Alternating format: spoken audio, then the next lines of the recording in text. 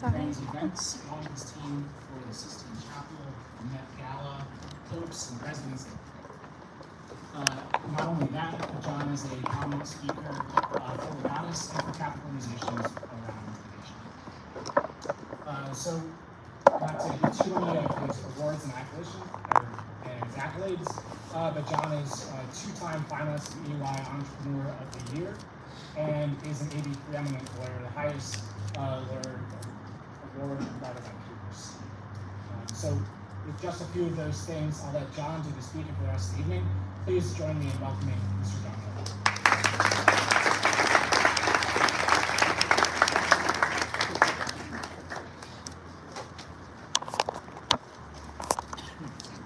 Thank you, Mitch, and thank each of you for being here. It's so heartening to see so many great young people, and what a privilege to be here. I actually grew up coming down not too far from here, Boynton Beach in Delray Beach. My grandparents lived here, so we have been coming to this area, and as a Michigander, I'm delighted to come here and so, gosh, it's wonderful to be here. Thank you. So, I want to just share with you a bit about our business and what happened during COVID. So I brought a few slides, which thanks for accommodating. I know it's not easy maybe for you all to see it, but it's hard to kind of remember mercifully the agony we all went through during COVID. But as a travel and event business, as you can imagine, COVID was a little difficult for us, and I would say it was actually an existential crisis. So the Cliff's note to my talk, I know you're all busy, if you have to leave, I'll just tell you in 3 points, that God is good, COVID was a disaster, and it's only because of God that we're here today, and that's the talk. If you have to leave, and take your beer. But if you want to stick around a little bit, I'll go through what I'm going to talk about. So just a quick description of our business, number one. Number two, I'll take you through what happened during COVID, how we responded, but most importantly, what we learned. And I hope it might be helpful for you because we all undergo various trials, some of them very difficult, and some of them personal, some of them professional, and I just hope that some of what God entrusted to us through really what was a tremendous suffering for an extended period of time might be helpful to some of you here. And I'll just add that I visited one of our clients, St. Anne's Church, and just before my talk, to pray for each of you, and that God bless the words, and animate me to bring those words to whoever it needs the most in whatever way, and pray particularly for each of you and your intentions. So, first, description of our business. My father-in-law, Joe DeFranco, who I asked you to pray for tonight, he's 91 and he's having surgery on Friday, so please join me in praying for our father-in-law. An amazing man. Founded our company 60 years ago last year. We're in our 61st year. My brother-in-law and I run the business, and our mission is to enhance lives through events and travel that build culture. So the ways in which we feel we can build culture is through travel and events related to education, to music, to faith, and to family travel. So that brings us to 6 or 7 divisions. We've had the privilege, as Mitch has said, a very humble privilege to work for the Vatican museums, for the Popes, the Pope Choir, many organizations throughout the world, but it's all in service. We also have a number of brands. Maybe you've heard of the Good News Cruise. We actually charter an entire Holland American cruise ship. We just came back about a week ago. We had Andrea Bocelli, Father Mike Schmitz, Matt Maher, all kinds of amazing speakers. 2,000 people. We took over the ship, and it was all Catholic all the time. We had adoration. We had 8 masses a day. We had talks, and a lot of joy. It was really beautiful. So we have the Good News Conference that we co-produced with Bishop Robert Barron, if you know Bishop Barron. We do a number of concerts and events at the hall and throughout the world. So let me just now transition into what happened. That's a quick overview of our business. So pre-pandemic, this is a typical event in St. Peter's Square. Anyone been to Rome? Who's been to Rome? Oh, good. So this is what Rome often looks like when we're bringing our groups. We're going to be doing a few events in June for the new Archbishop of New York, new Archbishop of New Orleans, and the new Archbishop of Denver. And this is kind of what it's going to look like when they have what's called a palming night. So this is a typical kind of Roman St. Peter's event. And just to contrast it, look to the next one if we could. This is an actual picture from the pandemic. Remember when Pope Francis brought out the cross, the famous pandemic cross? So this is just called Start the World King. And another one, just take you through a few of these. This is actually at our office. We produce a number of events at our office. This is Teresa Samuel, if you know her from Catholic Radio, with Steve Ray, a Catholic apologist. And then I sort of joke, this is a picture. For those of you who might know our governor, she was very strict in Michigan, and we could do nothing. So I sort of joke that this was what our office looked like when we had events during COVID. You go to the next one. Yeah. And so this was all the people who could attend. I mean, it was rough. You guys were lucky here in Florida, and I spend a lot of my time here because this is what our governor thought was a good gathering right here. So next is, we actually have a partnership where we charter 9 ships for music. And we do those by team. Right now, actually, I have 25 of our team members out on the disco cruise. We have Cool of the Gang, we have Jackson 5, a lot of groups you probably don't even know from my generation and even before, but it's a lot of fun. Take over the whole ship. So this, I took literally about 10 days before the world shut down. I was out on one of our charters. You can follow through here. I think this is actually, the next picture is, that is actually, yeah, Michael Jackson's brother. This is our team of 25 people. We were really going crazy. And then during the pandemic, being in Florida, you probably saw a picture like this next one. And that is all the ships just moored out in the ocean. I mean, this is the way the world was for 18 months to 2 years. So it's hard for us to remember. So next is, this is a couple of groups. Actually, this is Father Mike Schmitz. We have, actually Archbishop Linsky was in Rome at the time we started the pandemic. A couple of groups in Spain. And then the next photo is, this is what it looked like at Theology Airport when we were trying to get people out. We were shut down entirely. And the final picture is a picture of me just 2 weeks before COVID. And this is me now. So, it was pretty rough. All right. So what happened? And excuse me for going through my notes. I'm trying to forget much of what happened, but it is relevant to the story. So at the very end of February of 2020, actually 6 years ago right now, I flew home from one of these cruises right here from Fort Lauderdale. Very heady time. Our company had invested for 3 years in a CEO, a vice president of sales. We hired a company in England to curate software for us. We spent $500,000, and it was 2020, and we were just about to cash in. So, you know, a lot of you go to college, you invest in yourselves, and then we were just at that point where, okay, let's start to reap the reward. And in February of 2020, if we didn't book another passenger, we would have grown by almost 50% in 1 year. But that was because of all of this investment. As I said, we invested in this technology, and we're flying back and forth between England just for our booking system. And then in the middle of February, toward the end of February, we just hit this like brick wall going 100 miles an hour. So if you can imagine, we had 40,000 people booked for travel, and it all came to a screeching halt. And has anyone seen It's a Wonderful Life? Do you guys know the movie It's a Wonderful Life? Okay, so It's a Wonderful Life is kind of comes to a climax when the character George Bailey, who's in the savings and loan banking business, there's a run on the bank. Everybody wants their money out immediately. And he's sort of standing there, George Bailey, saying, well, you know, I don't have all your money because it's been invested so you can make money in this person's house and this person's mortgage. That was us. We take in tens of millions of dollars in deposits for trips and travel and cruises, but then we immediately pay it out. So we have tens of millions of dollars out. But when the music stopped, I'm like George Bailey at the bank. 40,000 people want their money back, but I don't have your money.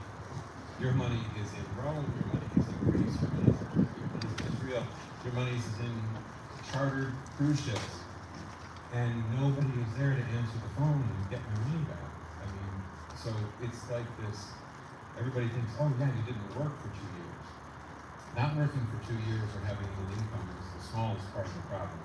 The biggest part of the problem was having this cross-section where you have tens of millions of dollars invested from people, but all of it is out, so you don't have it. All you have is your retained earnings, or your working capital for your business.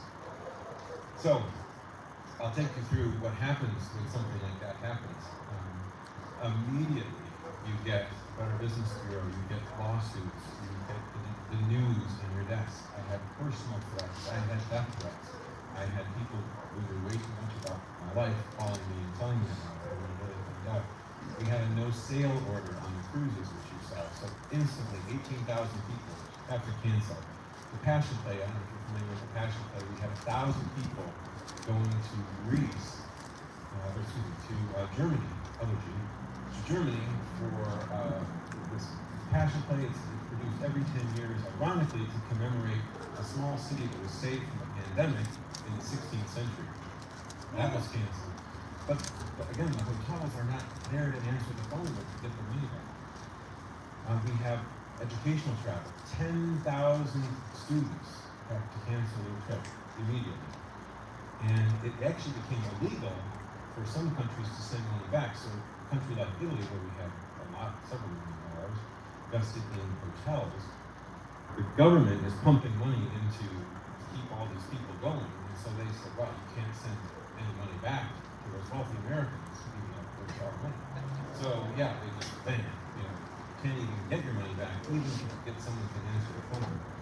We have to close the office, and we're very much, our business is hospitality, so you have to be together, you have to work together. Office closed, now trying to struggle working remotely. We have to lay off half our staff. We go from almost 100 people down to 18 people. And people will say, well, yeah, why did you even retain 18? Because we were more busy. I mean, it takes like a year and a half to book 40,000 people, and now we're trying to handle 40,000 calls, 40,000 emails, 40,000 people coming to us every single day. Again, small claims, Better Business Bureau. We buy foreign currency. And what you normally do with foreign currency is you hedge. It's called. You buy it from American Express or Western Union, and it's for the future. Well, all of a sudden, all those contracts were coming due, but there was nowhere to send the money. Immediately, a $250,000 loss. And then, that technology company that we just spent $500,000 in, they were specializing in travel companies. They failed. And now, I have to hire someone to bring all of the clients that we had just transitioned for the last 6 months back into our legacy system, which is almost 20 years old. So this is just kind of like we own our own building. Our tenant, who takes up more than half of the building, comes to us and I don't know if we can make a payment. So I had this relatively normal life until March 1st of 2020. And then it was like this rapid succession of utter and complete collapse. And this was our day, every single day, for at least 8 months, and then even continued for a total of 18 months. So, and what I just kind of outlined here is just a flavor. We all have our own sob stories. I don't really tell you mine, but it just tees it up for how good God is. That's the only reason I even talk about it. And you get to the point where you're afraid to look at your phone. Wake up in a cold sweat half of the night.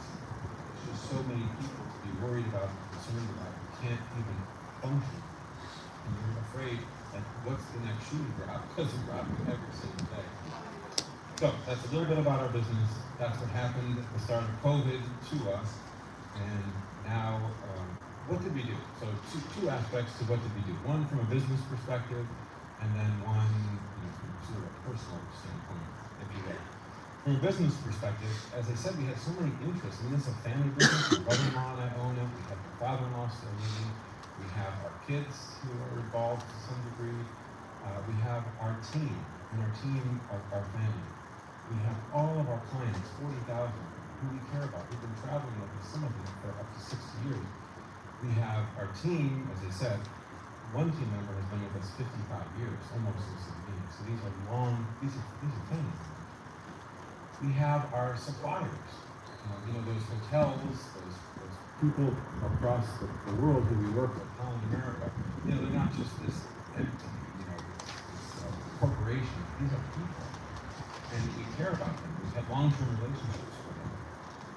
So it just seemed overwhelming, and the immediate thought was, we'll just walk away, keep our retained earnings, and go back and practice law, or post for a couple of years, and let everybody else work it out. Like, you have your deposit money, they have it, you call Rome, and you figure out how to do it, but I'm not going to do all of this because I can't. And that's like your temptation. That was my temptation immediately was, you know what, I've done all I can do for you people, I'm out of here, good luck, here are the phone numbers, call, and we'll see you next week.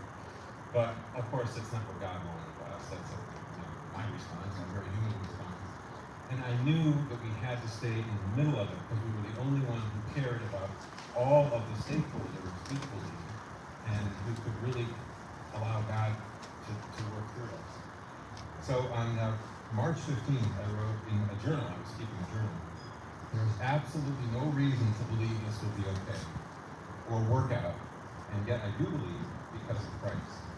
And I knew he was calling us to stay in the middle of this, to navigate it the best we could. My father-in-law, who's the most optimistic man I've ever met in my life, went ash gray, looked at my brother-in-law and said, this is going to be hell boys. And I said, oh boy, pass those seatbelts, this is not good. When you look at the situation and say, well, could we have prevented this? Who could have prevented it? If so, the reality was the clients were the only ones in a position to protect themselves, because you can buy insurance for travel. You can protect your trip when you go on a trip. You can protect your car with car insurance. You can protect your house with house insurance. But I can't buy your house insurance. I can't buy your car insurance. And I can't buy your travel insurance, even if I'm providing you travel. So, that was kind of in the back of our mind. Number two, because I have the legal background, I wrote the terms and conditions, and specifically wrote that if there was a pandemic or any travel warning associated with the CDC, that we couldn't be liable because I contemplated that something like this could happen.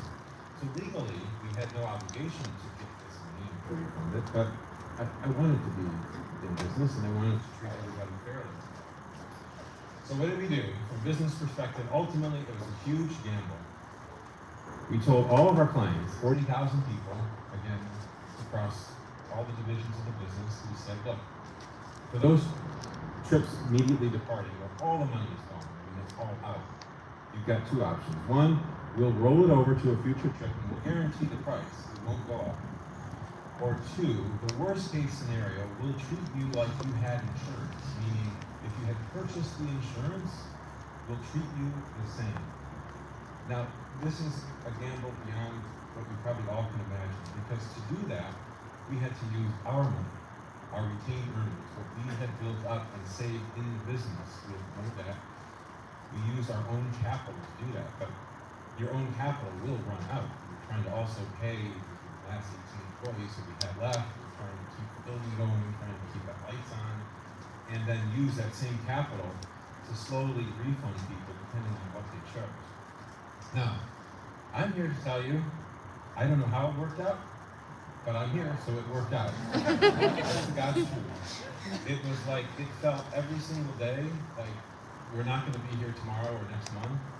And then every single time the attorneys or the financial people came in, and like, well, you got 6 months left, you have 8 months left, and it kept going on.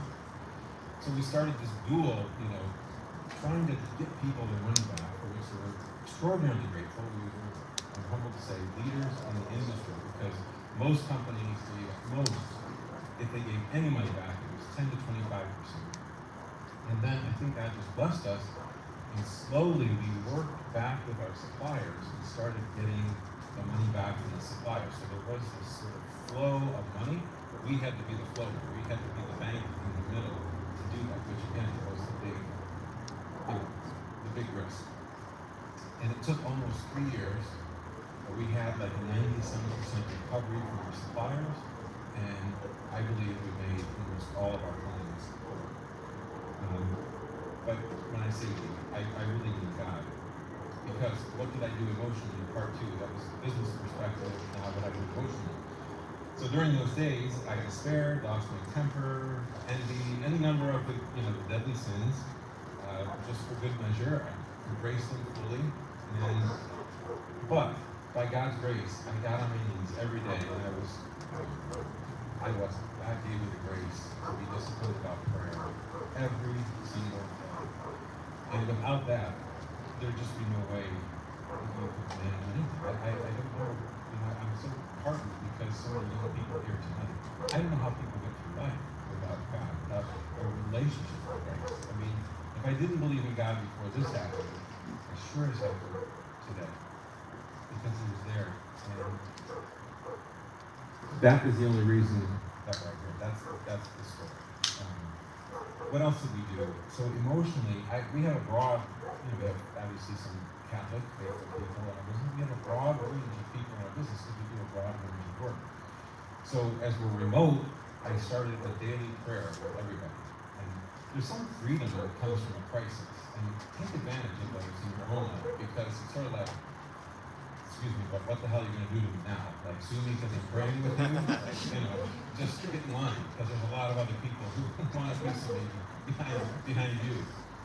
And I get on this, because our team's getting beaten up. I mean, you can imagine the level of the call, the frustration. They have their own situations. So kids are home from school, and, we all were going through so many things. And I would start off with a prayer with the whole team. And it was a risk that I would have never probably taken, but for the fact that you're in crisis. So there were some opportunities also to take some crisis. And then emotionally, through this prayer, I had this amazing epiphany. It was just such a consolation from God.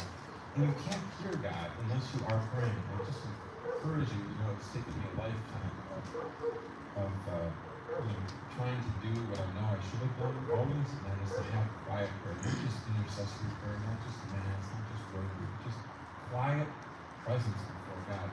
Because even if he doesn't speak to you at that moment, he opens your heart so that he can speak to you. Maybe you're a friend, a circumstance, some other need, some other moment. But if your heart isn't open to him, and you don't open it all the time, regularly, you won't be able to do it. So as I said, I grew up going here to this area of Florida, and Prince William on the water. And I grew up on Lake Huron in Michigan on the water. So water has always been a tremendous source of God, his presence. And this epiphany, I'll call it a consolation, came to me as I was sort of imagined in prayer. I'm thinking of myself on the beach, and I just felt like I was getting pummeled by it, like boom, like a huge wave, another huge wave. The beach can be gritty and shells down here. Up at home, it's rocks, and I just felt like I'm being dragged face first so many days through it all. And then it just I was sort of like pleading with God. I never contemplated I contemplated despair, but never with God. It was always like I knew God was there. Just give me a break. My gosh, this is unrelenting for months, every single day. You just want one day to forget about it. And as I'm sort of asking God to give me one day from a break from these horrendous waves, it flipped 180 degrees. It was no longer, why am I getting pummeled by these bloody waves? It was why or how can we still be standing? How can we still have 6 more months of runway? God must be here. There's no way I could do this. There's no way we could do this. There's nothing that you can explain for why we're here other than God's grace and goodness. So I went from sort of this woe is me to, oh, wait a minute. And then when you feel like God is there and you know that even though it's painful and difficult, you know he's there, that changes everything. Everything. 180 degrees. And that was the moment where I thought, okay, whatever God has called me to do, he's permitted this, and he's seeing us through. It doesn't mean it's going to come out the way I want it to come out, but he's here, and he's seeing me through. And so far, day by day, he's allowing this to happen and allowing us to get through. And that got me out of this constant mindset of doom, because I think in crisis, sometimes we get into this, woe is me. You can't think clearly. You can't even think your way out of the box. And if you know Jordan Peterson or Dr. Peter Creed, both of them say this in different ways, but I love it when science affirms faith, and this is one of those occasions. You can do brain scans now. And when you scan the brain, when you're thinking about yourself, all the same things that are happening for that are what's happening when you're depressed. So that is science affirming faith, is what we have to give away. We can't focus on ourselves. Bishop Barron says, get out of the ego drama, get into the theology, God's plan for life. And when you do that, when you understand that God is present, you get out of that negativity, that self-focused negativity, then you can start to see solutions. Then your world opens up again, even if you still are suffering, but your world opens up entirely. And that's when everything changed for me. And I was able, still suffering, still difficulty, but able to see God's hand and be more open to it as He brought us through, then having to rebuild a business, a 50-year business, came back in a year, and that may sound like, that's what we want to happen. Yes, but it's also hard to compress 50 years after what we've just been through to bring it back to where it was, which we had to in a year. So, that's what we did professionally, personally, how God brought us through. And then the last I just want to talk about is, what did I learn? And again, hopefully some of this will be helpful to you. Because I think that's what's most important, is reflecting back on what God brought from this. One is that God permits suffering to bring us closer to Him. I had an image when I was praying. We have a crucifix over our bed, and I just sort of like holding Christ's wound in my mind as I was praying. And I thought, you have to almost like Thomas, you have to put your hand in the wound of Christ. And that's the most, intimate and the most suffering that Christ did for us. And as we put that, go through that suffering through Him, where are you closest? You're closest to His heart.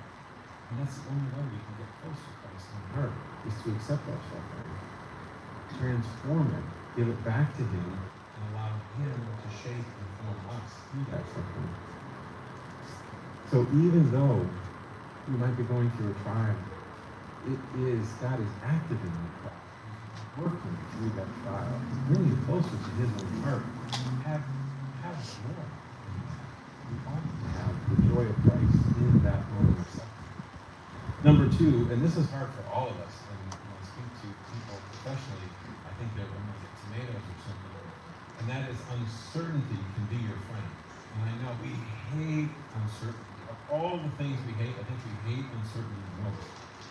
But it dawned on me that if God had revealed to me what I was going to go through, if He had revealed how long it would take, there'd be no way. I'm too weak. I'd have been gone. I remember my daughter, I have 5 kids, my middle daughter said something about canceling the trip in May, when we were in March. I said, May?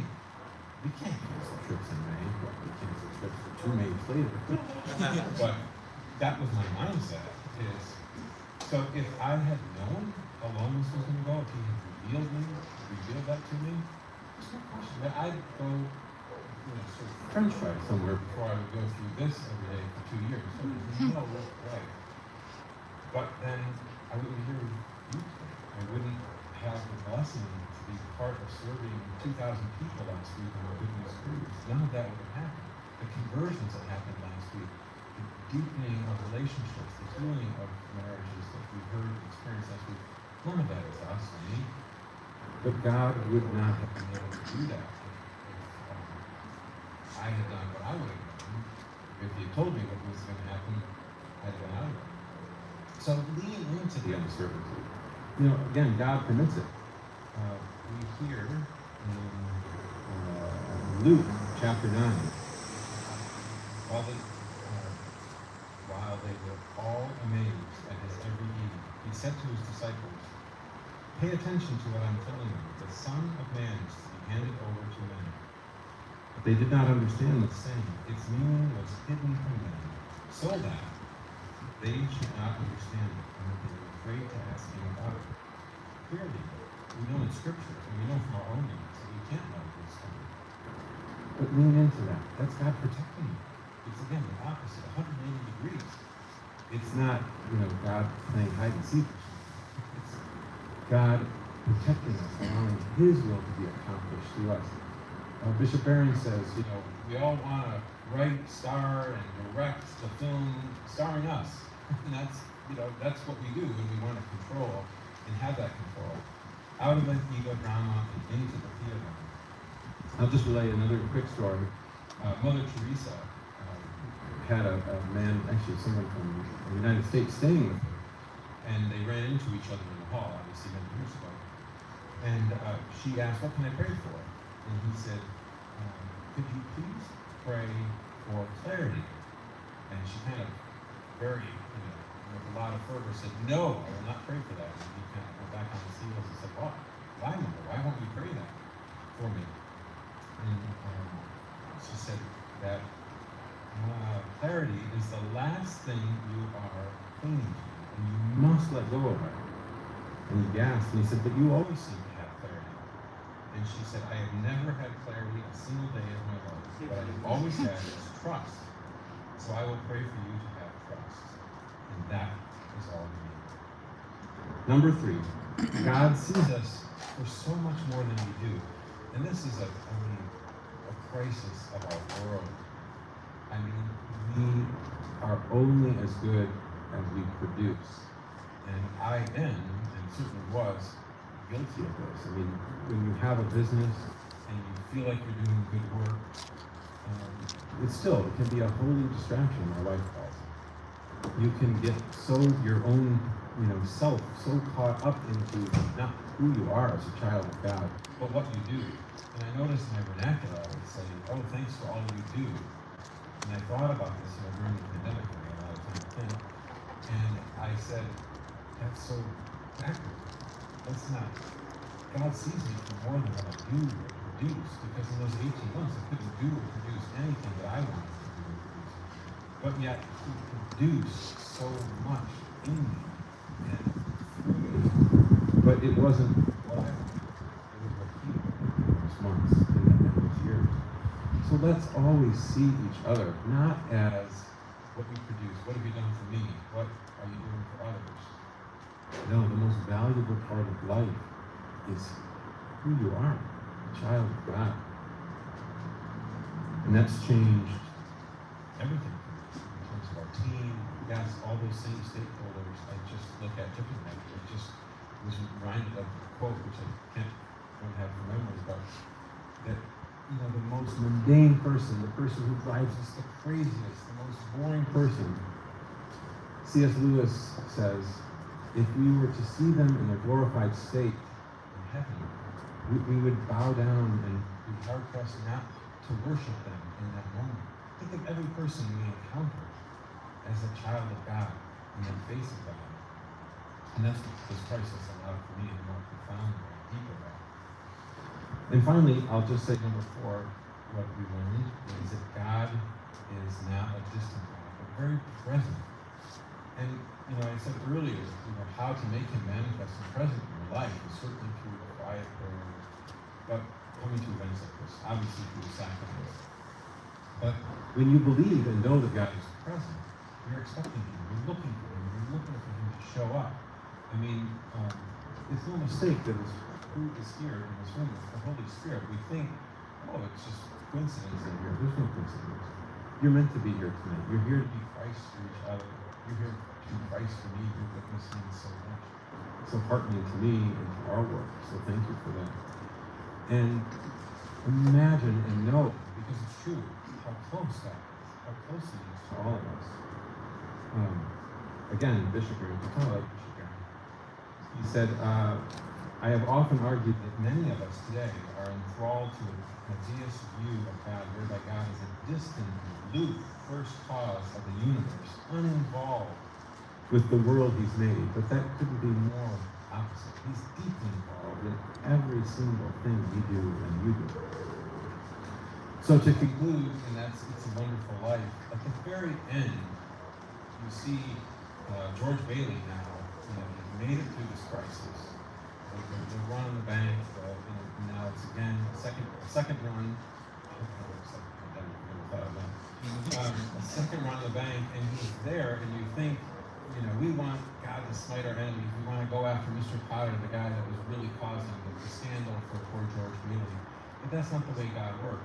He had this basket, in front of him, and then all of these angels, all of these people throughout his whole life pouring into that basket. And that's really what we do for each other. So many people poured into us through their prayers, through their support, through their call. And to the extent that all of you can do that, pour into each other's basket. Look for that person who needs you most. And look for the ways people are pouring into you. Because that is a sign of God and His presence in all of us. And so now I'm just going to go off script a minute, because in my prayer today, I'm sorry, can I mention get a closure to my neck? Okay, for just a minute or two more. I'll just say a thing about Lent, and this is me probably talking to myself too, because as I've matured a bit over time, and faith gets deeper, and conversion. I mean, every day to me is a new experience of conversion. It's amazing, it never ends. And so many of you are on a path in your own conversion, and doing Lenten sacrifices, and bravo, bravi, that's incredible. Keep those up. When I read scripture now, I kind of like to 10,000-foot view person. And what I read is what Christ really wants from all of us, and that's our hearts.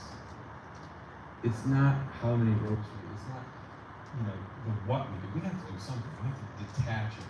But so much of what Christ rails against is the Pharisees, who have these, sort of stubborn hearts, and they want, things to go by the book, and they're trying to control them, like we all do.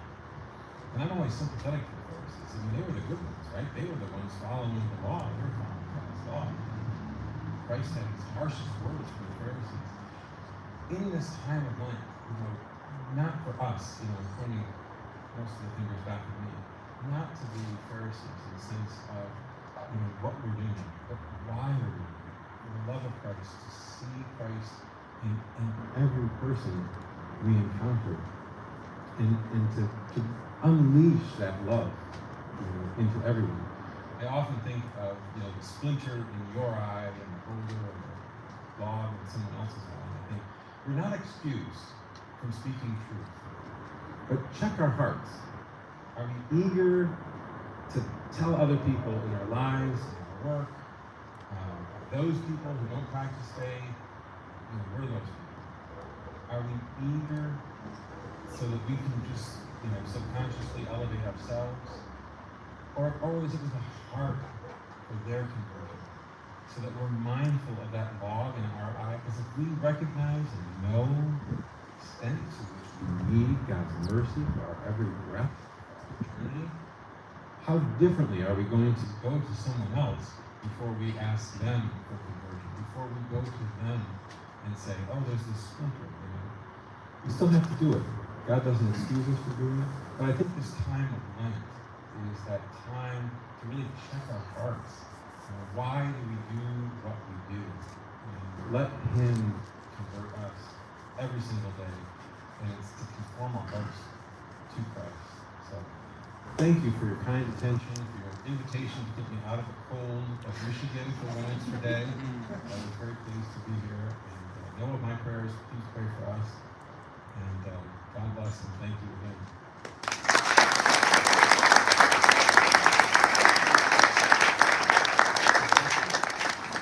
Yeah, we'll have about 15 minutes for questions, and we're thankful that Mr. David Cancio already has a question. So I invite you guys to speak up, and John, if you might just repeat the question into the microphone in case some people in the back can't hear it. Thank you. Awesome.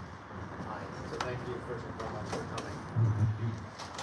The question that I have is obviously it must be very difficult for you to have to let go or furlough or whatever it may have been for a lot of employees. When you were getting yourself ready for that, how did you make those decisions? How much did you lean into your prayer life? How many not so great words did you say at the situation?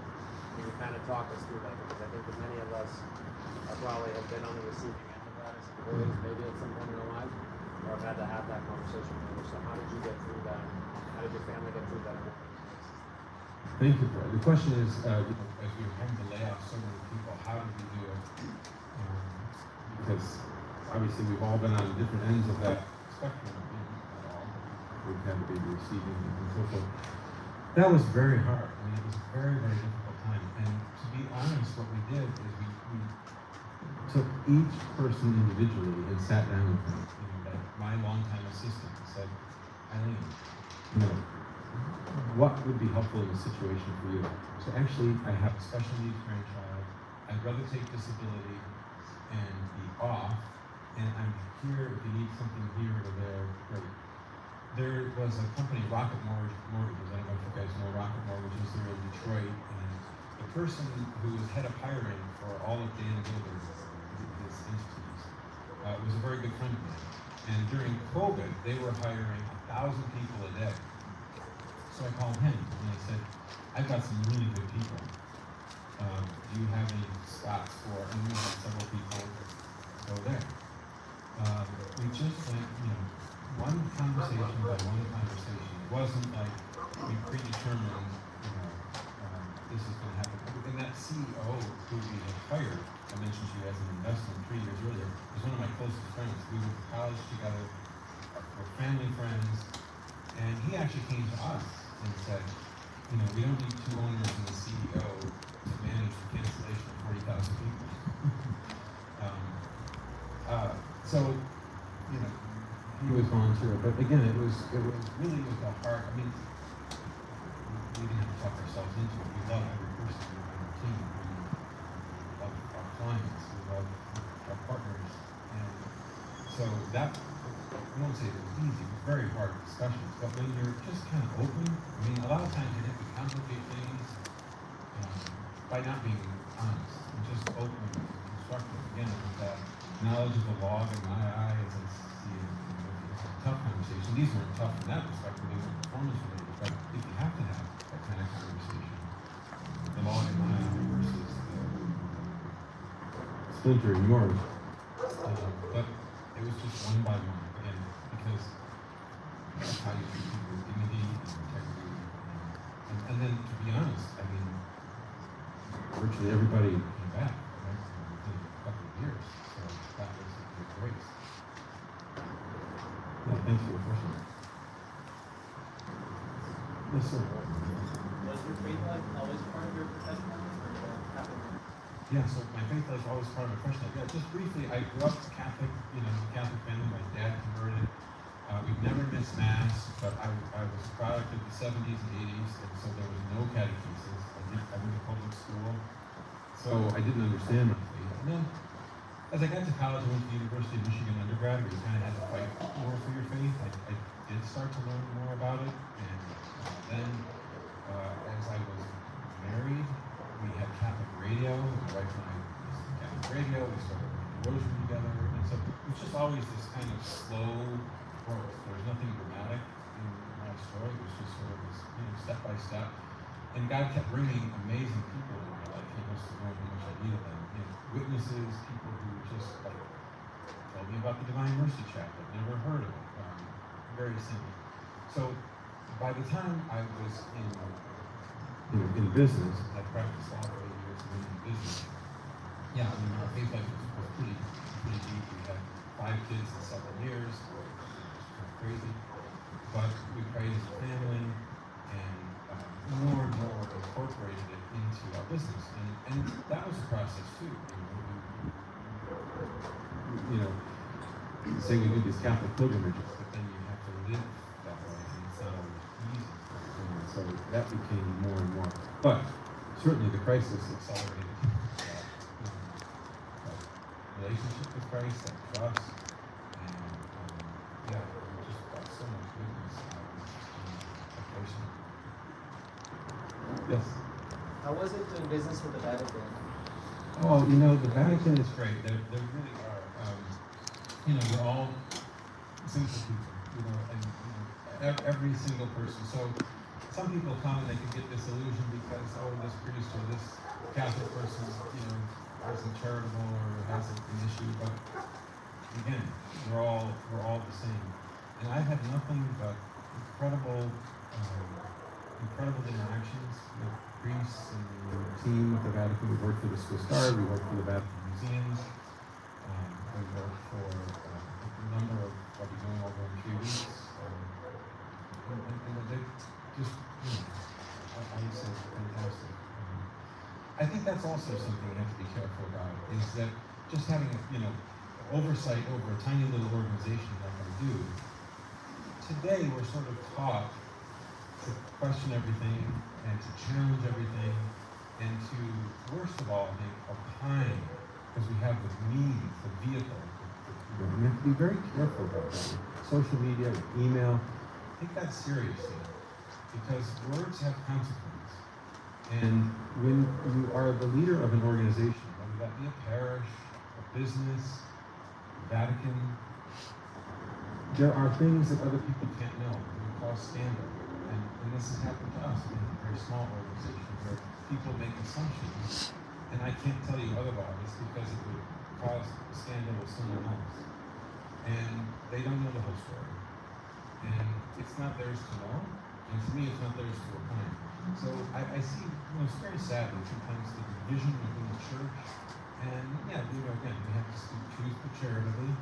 And I think we have to give, I would say, this is just personal, more deference to the credential judgments of priests, bishops, and clerics, because in many cases they know things we don't know. They're children of God, they've given their life, and I would say, follow Scripture. If there is an issue, you go to that person directly with charity, recognizing the law of your own, not the splinter in theirs. And I think that would serve well as a church to have that kind of charity. So that wasn't your question. I went on, but yes, please. Yeah, so I'm like a certified Catholic stuff. Can you talk about your work in the Met Gala? Oh, what Met Gala? Yeah, that was an interesting one. So we bought the Pope's Choir here for a 3-city tour in 2017, and we were trying to raise the money to do this. It cost about $1 million to bring 65 people here and tour them, venue costs, and everything. We brought them to Detroit. So I'm trying to raise funds from the community. And what I was most grateful about that experience was bringing together the cultural community, the faith community, and the business community, who are all suspicious of each other. The folks at museums, they don't like people of faith, and people of faith, we don't like the secularists at the museum, and I get it all. And there's reasons for that, I get it. But at the end of the day, we're humans, and we gotta try to find a way to bring people together and hopefully to Christ. So, we had done that, and in the middle of it, I got a call from Metropolitan Museum of Art, which my wife and I love art, we love Metropolitan Museum of Art. And they said, sponsored for New York. I was so happy. And they said, no, we want to do this event, and we want you to bring the choir to an event in May. Well, you got the wrong guy. I'm not bringing this choir back. And it's one and done. This is a lot of work. It's next May, and we really should be. I was getting frustrated. So I was at our cottage actually, and I got the call again, and it's another New York number, and I'm coughing. I'm so upset. People won't leave me alone. And my wife said, who? I said, it's from the Metropolitan Museum of Art. She said, what are you talking about? Take that call. What do they want? And I said, no, they want me to bring the choir back to this thing. It's the Met Gala. She said, what? I said, yeah, it's this thing in May. And she said, who's calling you? I said, it's Anna Wintour's office. What? And I had no idea. And she's like, call them back. Long story short, we were involved, and I was very nervous about that too, because I thought, well, gosh, that could cause scandal. I mean, does the choir know what they're getting into? Again, the suspicion among, the cultural community and, the faith community. But we were their agent. We actually signed an agreement with the Secretary of State to be their agent. And I said, well, it's not for me to decide, it's for me to present. So I presented it, and long story short, they said, no, this is something we want to do. And so the choir came to the Metropolitan Museum of Art, and it was one of the most extraordinary nights of my life. It was a secret.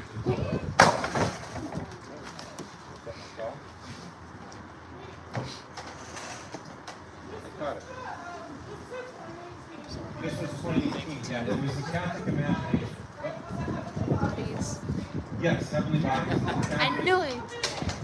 What's that? Really excited. So it was the how the Catholic had influenced fashion. Yeah. So they have this red carpet, if you guys don't know, the Met Gala, and I mean, every single person is walking down this aisle. And we're watching it, we're a secret performance, and we're literally in a bus backing down a bank at the Metropolitan Museum of Art, looking out through the windows, they're all coming in. What was so interesting about that to me is every person came in, and again, it's me, look at me, look at me, look at me, look at me. Oh, did you see me, by the way? Enough about me, what do you think about me? It was the whole thing, and it was like, oh my gosh, this is crazy. Well, the choir performed, and at the end, a 180-degree flip. I mean, I'm not saying this, but literally, I said to Rihanna, what did you think? She was like, she couldn't speak. She's breathtaking. She's trying to get a selfie with the choir. Now it's no longer about her, it's about the transcendence that she just experienced. Now, regrettably, the next day, the whole thing was excoriated by very conservative Catholic media, and I understand, I get it, but at the same time, as people who weren't there, they didn't see the transformation of the night. Anna Wintour told me personally that of all the concerts they ever produced in the Met Gala, including Elton John, including Madonna, this was the only time the crowd was quiet for 25 minutes. God was there, and He was working. Who knows? We don't know the God. We go to God, if anything happened. But the conversation, the event, or at least those moments, wasn't about me. It became about a transcendent experience that they had. So that was what happened that night. It was really extraordinary. It was so beautiful. And Cardinal Nolan did a beautiful introduction. And it was, to be honest with you, they were wonderful to work with. They accommodated every single request. I felt like they honored the church. And yeah, there were a few costumes that could have been objectionable. Yes. But in the scheme of things, and they weren't horrible. But in the scheme of the whole thing, I thought, wow. In fact, I felt like my heart judged early in the beginning.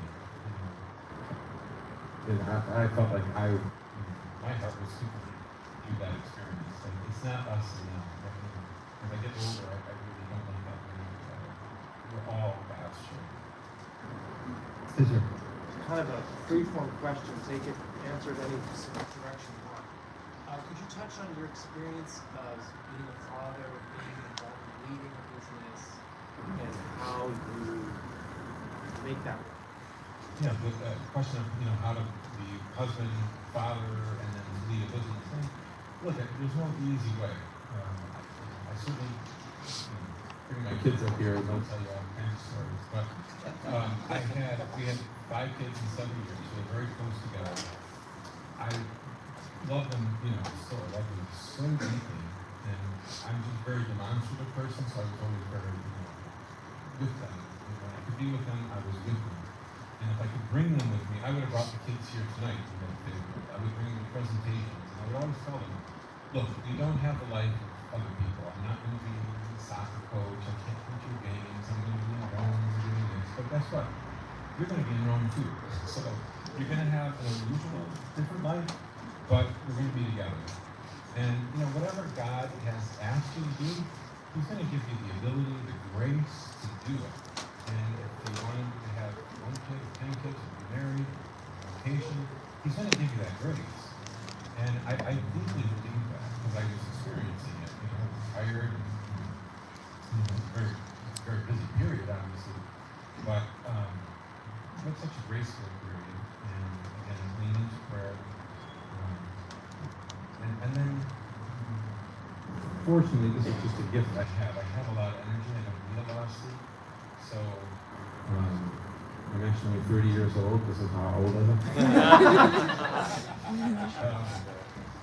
But God will give you what you need. That doesn't mean everyone is called to do this or that. You're called to do what you're called to do. I love these things today where you can take evaluations of what you're gifts and characters inside of them. We get so intimately connected with God and how He made us. And you know, I've always said, you know, it's something I love studying people. And I know people who are uber successful and they're like the most fastidious bean counters, and they're just like, oh my gosh, like cross-out, that's unbelievable how they have that skill. And they're incredibly successful by every measure. And I know people who are like cowboys, like, you know, they put it all on red, you know, and they just like, wow, and they're like equally successful. And, you know, the danger is to look at someone else and to say, like that comparative happiness, you know, Father Robert Spitzer, and say, well, you know, I'm not happy because I'm not as good as them, or I'm better because they're worse. You know, that's the worst kind of happiness. Spoiler alert.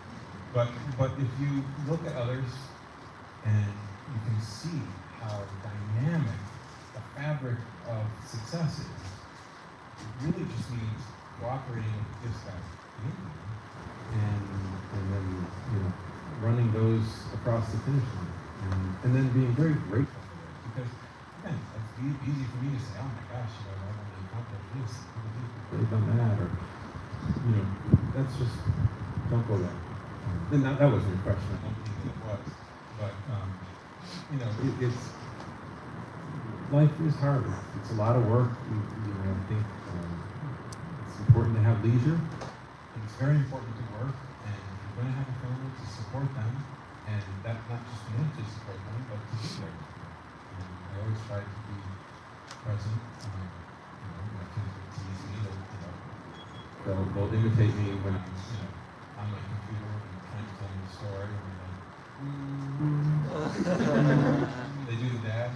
But I did my best. That's what I would tell them. And we had a lot of laughter in the house too. I'd say, this is me caring.